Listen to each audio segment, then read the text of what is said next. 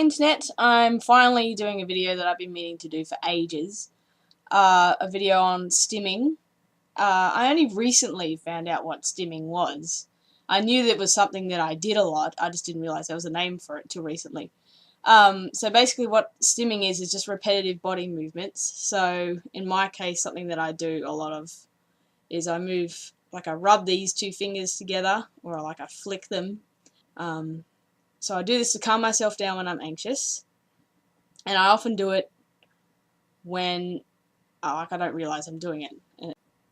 But a main stimming thing that I did as a kid, and I've mentioned this briefly in my blogs before. I used to, in the school ground, I would pick up blades of grass and I would play with them, like I'd just sort of flick them in the air in front of my face, and I would imagine different scenarios. I could just go off into my own imagination as a way of an escape and as a way to just be myself and be calm.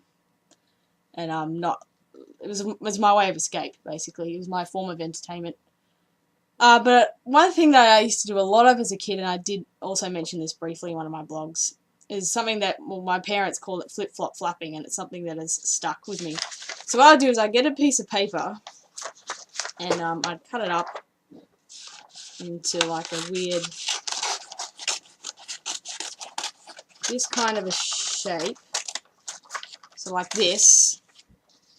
Anyway, and I would do this, and I would do it for hours, and I would usually do it in front of my face, and I was always by myself when I did this. I didn't do this in public because I was well aware that it wasn't a normal thing. Like I said, I didn't know what the name of it was, and this probably isn't strictly stimming. It's probably I don't know, a development of stimming, but anyway, it's a repetitive movement that I used to do a lot as a way of keeping calm.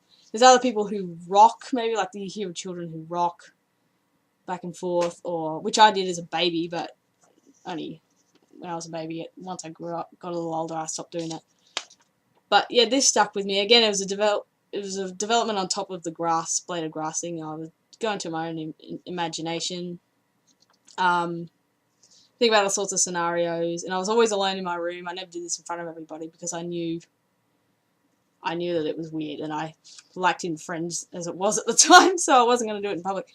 And so it took me a long time to even talk about it, to even get the guts to talk about it, because I know it's a bizarre thing, but I'm probably not alone. There's probably a lot of people who do, these kind of things. But in primary school, I think this was in Queensland before I moved to Dubbo. There was a lady, I think she was one of the teachers who had suspected that I had Aspergers. It was before I was diagnosed, or it must have been earlier than year 3, because I'm pretty sure it was before I was diagnosed. She allowed me to go into, they had like a arts and crafts cupboard, and I was allowed to go in there pretty much whenever I wanted to, and basically do a version of flip-flop flapping, but with like pegs and string and stuff. But I don't know, just simple paper always did it for me, and sometimes I would do it for hours. Like some girls would go and play with Barbies for hours or whatever. In the 90s, because little girls did in the 90s, usually Barbie dolls, which I had an appreciation for as well. But I don't know, just a simple piece of paper, and yeah.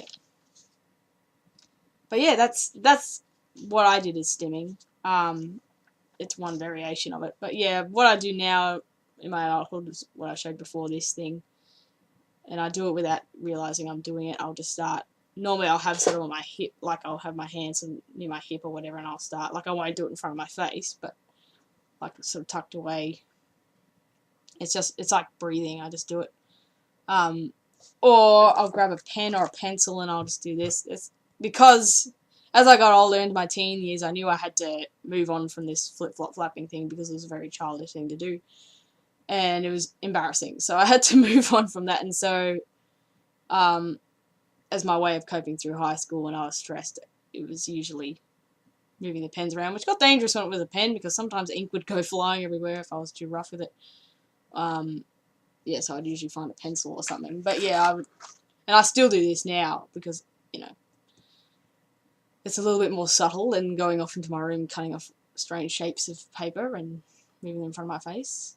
Yeah, so that's stimming. That's my experience of stimming.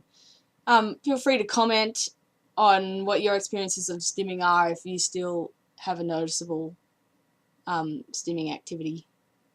that you do or you know of someone who does.